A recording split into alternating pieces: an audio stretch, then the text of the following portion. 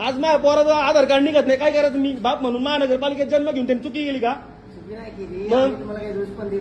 मग आमची काही अडचण नाही ना. माझं हे काम कशामुळे अडकलंय आणि काम माझं कशामुळे होत नाही सांगा मला. तुम्ही ऑफिस अधिकारी तुम्ही बसलेले आहेत. मी गेल्या 6 महिन्यापासून चक्र मारतोय. 5 वेळा फॉर्म भरलेत मी फॉर्म बरोबर वैतागलो, 10 वेळा येऊन गेलोय. मला कारण सांगा माझं काम कशामुळे अडकलंय. मी महानगरपालिकेला टॅक्स भरतो, मी महानगरपालिकेत सगळं काम करतो. माझं टॅक्स जातो. मला सांगा कशामुळे अडकलंय सांगा. माझे डॉक्युमेंट आहे. हे हॉस्पिटलचं लेटर मी आणलंय, ऐका ना. हे हॉस्पिटलचं लेटर आणलंय मी, स्वतः अर्ज दिलाय, परत चुकलेला पत्ता भरून दिलाय आणि 18 तारखेला 2ऱ्या महिन्यात मी फॉर्म भरून दिलाय. हे माझा मुलगा आहे शौर्य ढगे, मी वाघोलीला राहतो. आज मला याचं आधार कार्ड बनवता येत नाही. तुम्ही महानगरपालिकेत बसलेले आहेत, मला उत्तर द्या. हा द्या, उत्तर द्या. मुळात तुमचं हॉस्पिटलमध्ये हा. बाळाचा जन्म हा, झाला, हॉस्पिटलमध्ये बाळा जन्म झाला, फॉर्म भरला फॉर्म, तिथे पत्ता टाकला. नोंद हॉस्पिटलने केली. हॉस्पिटल हॉस्पिटलने ऍड्रेस टाकायला ठीक आहे. पाहिजे. हॉस्पिटलने ऍड्रेस नाही टाकला, हे दाखला बनवला कोणी? दाखला तुम्ही बनवला?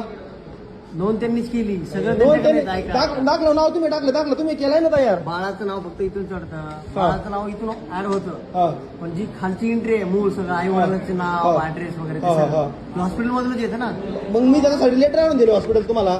त्याला काय प्रोसेस वगैरे असेल ऐका ना, 4 तारखेला 3ऱ्या महिन्यात 4 तारखेला 3ऱ्या महिन्यात मी लेटर आणून दिले. असं व्हिडिओ काढताय ना, तसं ते GR कडे जावा. जीआर तिथं GR वाचा ना. नाही तर महाराष्ट्र शासनाचा GR वाचा. 3 तास बसून ठेवलं इथं बाहेर.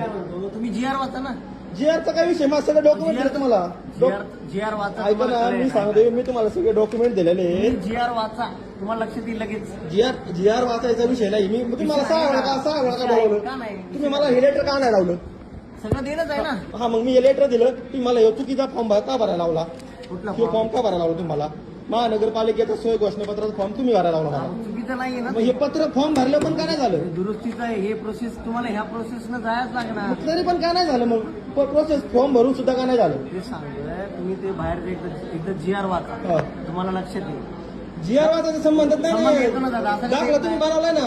अहो, दाखला आम्ही नाही बनवला. मग कोणी बनवला काय? दाखला? आम्ही काय दाखला कोणी काही बनवला? बोलायचं का उगाच विनाकारण? तुम्ही बोलायचा त्रास होतोय. 6 वेळा येऊन गेलो इथे मी. 6 वेळा येऊन गेलो. 4 तास बसलो इथं.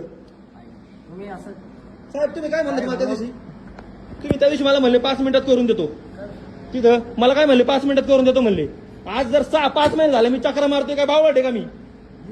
तुम्ही स्वतः बोलले मला तिथे बाहेर 5 मिनिटं करून देतो म्हणून. माणसाला 50 वेळा यायला लावायचं, माणसाच्या याच्यात चुका काढायच्या. तुमचा वैताग तो माणूस अक्षर एखादा आत्महत्या केलं तुम्ही देणार आहे का?